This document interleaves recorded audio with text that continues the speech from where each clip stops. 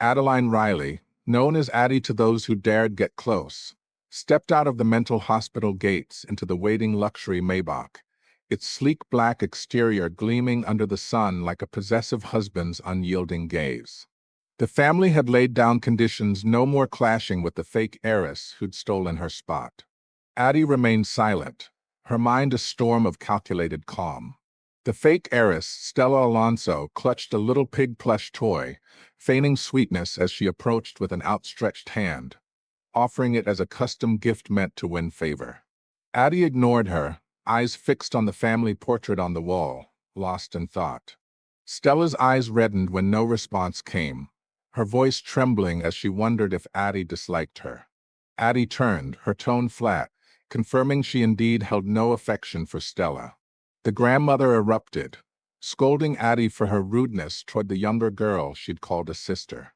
Addie corrected her sternly. Stella was adopted, not blood. Faces darkened around the room. Stella staggered back as if struck, collapsing to the floor in sobs, blaming herself for enjoying a pampered life while Addie suffered in the hospital, enduring restrictions and daily meds. Addie clarified she hadn't suffered much and hadn't taken meds every day. Stella blinked through tears, declaring she'd move out if unwanted. Addie agreed immediately, urging her to leave and clear the view. Stella froze, servants exchanged shocked glances. This wasn't how polite dismissals worked. The grandmother thundered about the homecoming condition: no bullying Stella. She referenced a promise not to reveal Stella's adoption status. Addie interrupted. She hadn't signed any such document. The grandmother's sharp eyes turned to the lawyer, Yen, who fidgeted with a bandage on his hand. His mind flashed back to Addie's warning in the hospital. His arrogance had provoked a patient to stab him with a pen, unrelated to her.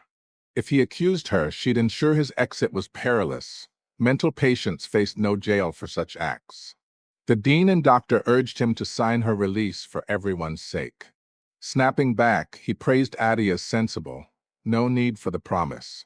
The grandmother raged at his incompetence, demanding he make Addie sign now. He excused himself for urgent office matters and fled. The grandmother pivoted, insisting Addie couldn't bully Stella regardless. Addie maintained she'd done no such thing. Stella had volunteered to leave and should follow through or face punishment for lying. The grandmother trembled with fury, accusing Addie of ignoring Stella's handshake, rejecting the gift, and shoving her. Addie approached the now standing Stella and pushed her down again, fulfilling the accusation literally. The grandmother gaped in horror. Stella tumbled onto a coffee table, back aching, a fruit knife grazing her cheek. Terrified, she sobbed she'd leave now. Before finishing, Addie's hand connected with her face in a slap. Stella stared in shock. This was unprecedented in her spoiled years at the family estate. Stunned for seconds, Stella whimpered about the strike. Addie justified it. Stella had accused her of hitting, so she did, preventing a lie. Stella had twice promised to leave. Time to go. Stella reeled. This woman twisted everything. Her aim was sympathy and retention, not actual departure. She clung to the grandmother, weeping about reluctance to leave her. The grandmother, livid, ordered servants to eject the madwoman. The butler politely asked Addie to leave. She refused. This was her home. Stella wasn't family. Why command her? The butler cited the grandmother's authority as elder and head. Addie countered both she and grandmother were family. She chose to stay. The butler's face hardened. He'd force her out. He signaled two sturdy maids to grab her. Addie warned they'd have no right, threatening to break their hands. They dismissed it, lunging. Addie twisted free, snapping their arms at the elbows. They crumpled in agony. The butler summoned security. Guards charged from outside, but Addie dispatched them in under a minute, chaos quelled. Turning to Stella, she suggested it was time to move out. Stella gawked, realizing this madwoman meant business. Clinging tighter to the grandmother, she begged not to leave. The grandmother vowed protection. If Stella went, so would she. Addie nodded agreeably. They could leave together. The grandmother's eyes bulged. This was insanity. Rationality burned away in rage. She owned the home. No one could oust her. Addie reminded her of her own words. Promises must hold, or it's lying. Dread crept in as Addie approached, hoisting the grandmother over one shoulder and tucking Stella under an arm like luggage. She strode to the door amid stunned stares. Servants stumbled after, too late. Outside, Addie deposited them on the ground, dusted her hands, and declared it no trouble. She reset the villa's door code and fingerprint lock, sealing them out. The grandmother and Stella stared as the gates closed. This nightmare was real. Stella wailed about the grandmother's age and eviction by her own granddaughter, a family pillar mistreated. The grandmother knelt, tears flowing, muttering about rebellion aiming to end her. Onlookers gathered, moved by the pitiful scene. The butler phoned the police, arranged medical transport for the injured, and tried aiding the pair inside. Only to find locks jammed with gum-like substance, codes changed. No entry. A servant checked the back door, same issue. They waited for authorities. Neighbors whispered. Servants vented about Addie's cruelty. Stella urged the butler to call the brothers and parents. He'd reached the third brother, Reese Larson, en route. The parents were unavailable. Eldest and second brother's assistants took messages. Stella relaxed slightly, comforting the grandmother. Once Reese arrived, she'd leave after ensuring entry. The grandmother gripped her hand. Promising eternal protection where Stella was, she would be. She's mine. Every breath she takes belongs to me. In the opulent New York penthouse overlooking Central Park, with its marble floors and Cartier chandeliers, the obsessive alpha male paced, his possessive husband instincts flaring at the thought of his little wife facing family betrayals alone. Police arrived first. Addie opened promptly, presenting a psychiatric diagnosis, severe depression and mania. She explained the grandmother's insults about her upbringing, threats to evict her. Stella pressuring sibling recognition, crying when refused. They'd volunteered to leave, she assisted. Servants discriminated, calling her mentally ill, grabbing her. She defended, injuring accidentally. She'd cover medical costs. Officers deemed it tricky injuries minor, family dispute, no detention warranted given her recent discharge and condition. They criticized her sternly. She nodded penitently, admitting fault. They instructed restoring access, personally escorting the pair inside before departing. Addie waved goodbye sweetly from the door. Inside, the grandmother wept, surrounded by consolers. Stella hugged her fearfully upon seeing Addie, avoiding direct confrontation, but insinuating eviction attempts. Addie clarified she'd promised police no ousting unless they chose to leave. Did they? Stella hedged only if the grandmother agreed. She'd stay by her side. Addie asked the grandmother. She nearly spat blood but cried instead, unable to admit or deny. After silence, Addie offered help with luggage if they decided later. The grandmother clutched her chest, nearly fainting. Addie ignored them, raiding the kitchen for snacks before heading upstairs. Relief washed over the group. Stella prepared warm vegetable juice for the grandmother, who praised her thoughtfulness contrasted with Addie's ingratitude. Stella warned caution. Addie might overhear. Uneasy, she sent a maid to spy upstairs. Minutes later, the maid rushed down. Addie was tossing Stella's clothes and shoes out, claiming the room. Stella bolted up, finding piles at the door. She accused Addie of theft. Addie stated it was her room always, even during hospital stays. Stella lied, claiming otherwise. Stella fumed family had assigned it to her. Addie said they'd erred. She'd correct them later. Tearful, Stella directed maids to move her things to the guest room. They protested. The guest room was inferior. Stella insisted, fearing Addie's violence, citing Addie's past suffering as reason to yield. Maids lauded her kindness versus Addie's madness. A plush toy flew out, striking a maid mid-insult. She yelped, silencing. Addie spent an hour clearing. Maids packed Stella's items. In the cramped 300-square-foot guest room, Stella sobbed on the bed. The grandmother comforted her, promising resolution. Maids eavesdropped, plotting revenge like poisoning Addie's food but urging caution. Wait for the brothers. Then, a figure stormed in third brother Reese Larson, demanding Addie's location, shocked at her return without notice, worried about sisterly fights. Maids rejoiced salvation. Reese burst into the old room, wailing at the emptiness, assuming eviction. Informed of the guest room's switch, he rushed there, howling at Stella's state. He vowed confronting Addie. Downstairs, Addie dined leisurely. Reese charged in, berating her for tossing grandmother and Stella out. Addie denied eviction. Stella had promised to leave then reneged, lacking credibility. Reese's eyes sparkled seeing Addie's beauty, fairer than Stella's. Flushing, he shook off distractions, snatching her cake plate. Addie twisted, forking toward his arm. He yelped, clutching it in pain. Undeterred, he grabbed crab scissors for her hair. Addie parried swiftly with utensils. Servants gaped at her speed. Reese persisted, failing 13 times before staring her down. He lectured respect elders and Stella's long tenure, apologize. The grandmother, arriving, demanded kneeling and kowtowing. Reese called it excessive. Addie refused outright. Reese threatened family punishment. Addie asked who he couldn't beat her. Enraged, he denied childhood defeats where she'd doodle on him and chase him crying to mom. Addie accused lying, punishment needed. Butler, fetch rope. Reese mocked she'd overstepped. Believe he'd make her beg. Addie took the rope. 10 minutes later, Reese was bound to the iron gates, hopping and yelling for release and apology. Neighbors gawked. He demanded police. Butler explained prior visit Addie's depression excused extremes, family matter. Reese nearly vomited blood. Watch her bully him? Butler sympathized but admitted powerlessness, noting Reese's bruises. Reese ordered dispersing gawkers, threatening lawsuits.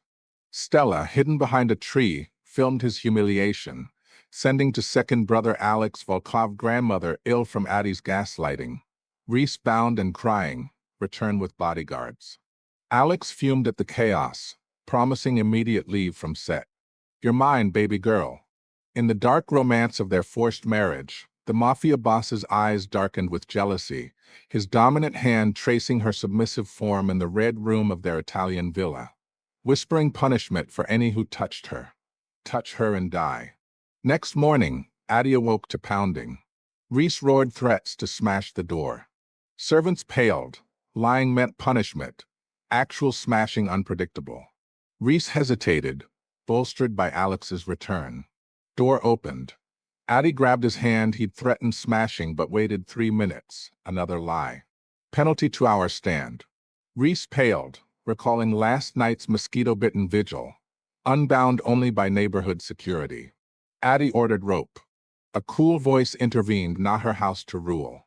Second brother Alex Volkov appeared. Addie noted lying warranted punishment. Would Alex substitute? Reese disowned brotherhood over grudge. Addie corrected, asking Alex if he'd stand in. Alex demanded she vacate the bedroom for Stella. Addie refused. She cleared her own room. Alex offered his elegant Ming-style room. No. He whispered about poor feng shui here versus his, explaining his stardom. Addie dismissed. Mom prepared this for her. Alex tempted with duplicates of Stella's luxuries plus a supercar. No. Name terms. Addie needed nothing. Frustrated, Alex threatened locking her in a dark room till 1,000-word apology, reclaiming the space. Addie warned failure meant his lie. Alex summoned 4 professional bodyguards. Addie shook her head. They'd fail. Swap them. Alex scoffed. She fetched a hammer. Alex eyed it warily for knocking people. A female guard lunged. Addie smashed her elbow. Crack audible. Second hammer to hand. Kick to knee. She retreated. Male guards charged. Addie ducked. Hammering knees, they collapsed. Addie asked if they could rise. Alex blanched. Uninjured guard urged hospital. Alex agreed, trying to leave. Addie blocked with hammer. He'd wagered surname change on failure. Time for registry. Alex seethed. Not now. Addie insisted or she'd bind and deliver him. Alex mocked facing police. Addie, no chaos there. Solitary punishment till compliance. Alex bargained delay. No efficiency. He bolted. Addie caught his belt, snapping it. Pants dropped, revealing cartoon boxers. Mortified, he clutched them. Addie already pretty, no need. Alex despaired at her logic. Addie offered sending him for name change. Butler fetched documents. Alex surrendered he'd change. Addie accompanied to ensure. He vowed vengeance but couldn't fight. Post changed to Mom's surname, and he fled, admitting defeat temporarily. Reese, freed, muttered uselessness without Addie needing him, back to school. Servants speculated fake compliance. Noon Butler returned household book, name changed. Alex left immediately, outmatched. Stella, spying, cursed his weakness. Perhaps he'd returned just for Addie, fighting his pretext to flee. No reliance, call eldest. Stella phoned Damien Sterling, sobbing about Alex's forced rename. Damien promised action. Stella skipped dinner, no appetite. A maid insisted must attend for good show, whispering plan. Stella's eyes lit, nearly laughed but maintained kindness, feigning reluctance. Made too kind. Consider grandmother's abuse, anciently punishable by execution. This prank paled. Stella agreed one time. In dining room, Addie sat in grandmother's spot. Beckoned maid. Showed phone surveillance made contaminating 3 dishes with spit, boogers, dandruff, foot dirt. Punishment eat them or quit. Group recoiled at footage. Maid denied, then paled at lying accusation. Recent traumas loomed. Begged forgiveness. Addie accept punishment sincerely or leave forever. Stella interjected forgive, she believed change. Addie then Stella eat. She blanched silent. Addie anyone substitute? All averted eyes, even Stella. Timer finish lotus soup or decide. Maid wept regret. Why provoke a madwoman? Post soup, Addie noted choice eat. Maid gulped greens like starving refugee. Group averted vomiting. Half hour later, finished, she retched in sink. Addie lectured like teacher punishment done. Learn lesson. Departed. Stella glared hatefully. Who could tame her? Phone rang video from friend Sha Ing, birthday party jewels. Stella eyed envy. Her family rich but dwarfed by Sha's uniques like Van Cleef exclusives. Chatted outfits, then asked when Sha's brother returned. Sha Ing spat that devil no brother. Disgusting title. Only for marrying your mental case sister. Family wouldn't otherwise release. Stella probed really killed? Yes, 3 at once before classmates. Details high school grad trip to Southeast Asia. He and friends snuck out, drugged, knifed local escorts. Arrested underage. Family ignored, left him imprisoned. Genius IQ, 14-year grad, top scorer, but cultured thug. Jailed early, saved lives. Stella thrilled how to kid kill 3? Shaw unclear, no cameras and red light KTV. Morning discovery 3 dead escorts, injured friend, him unconscious with knife, his prints, drugs and blood. Friend said drunk conflict led to stabbing. Hallucination murder verdict. Stella true devil, drugging and killing young. Perfect match for a mental patient. They gossiped wedding. Meanwhile, in Southeast Asian island prison, Zaid Meadows, the obsessive alpha male and mafia boss in waiting, lounged in a rickety chair, legs propped, trimming nails with a knife. A fawning teen collected clippings, praising Zaid's unmatched handsomeness. Zaid commended his flattery skills. Pocketing knife, Zaid rose lazily, informed warden, time to go home, Mary. Prepare chopper to shore, he'd handle return. Teen bolted, pausing adoringly, your light, electricity myth, take body too? Zaid aloud, bring little black too. Teen pouted he's dumb, short, effeminate burden. Zaid glared questioning me. Teen admitted jealousy, not sole favorite. Zaid go. Warden wept thanks to God, praying Zaid never return, else collective suicide. Hour later, Zaid strode past cheering inmates, knife twirling, flanked by teens. A tattooed brute leered at pale teen, reaching through bars to grope ass. Teen exploded impure now. Inmates laughed. Zaid halted, how'd I teach you? Teen recalled, flirting with brute. Brute groped again. Teen snapped wrist, dislocation. Pinned arm, crushed groin, egg crack sound. Inmates cheered wildly. Brute raged, clawing throat. Teen dodged, biting wrist. Brute screamed, body shaking. More cheers, dancing, festive. Zaid ignored, exiting. Through courtyard to gate. Wall guard, scarred mixed race, eyed Zaid hatefully. Half-month prior, he'd summoned Zaid for enjoyment lost balls. Demanded feeding to sharks. Warden, you're not first or last. God can't help. Unfair release for death deserving. Aimed M4A1 at head. Zaid glanced up. Finger slipped, bullet hit wall. Colleague snatched rifle, suicidal fool. You'd doom us. Guard argued, why pamper him? We're guards. Colleague, island isolated. No signals, satellites blind. Supplies can't locate us. Island irrelevant. Lives worthless, no rescue. Zaid hack systems. Guard shocked, that powerful? Colleague, more, God or ghost, knows everything. Chopper word, Zaid piloted, teens and driver aboard. Guard marveled, flies too? Colleague learned here somehow. Does surgeries for rich. Guard surgery? Lucky I stopped you. Bang, guard chest bloomed, blood collapsing. Last sight, Zaid's gun from chopper. Afternoon, Addie woke, mom's self-portrait gone from wall. Cherished cartoon style, hung for daily view.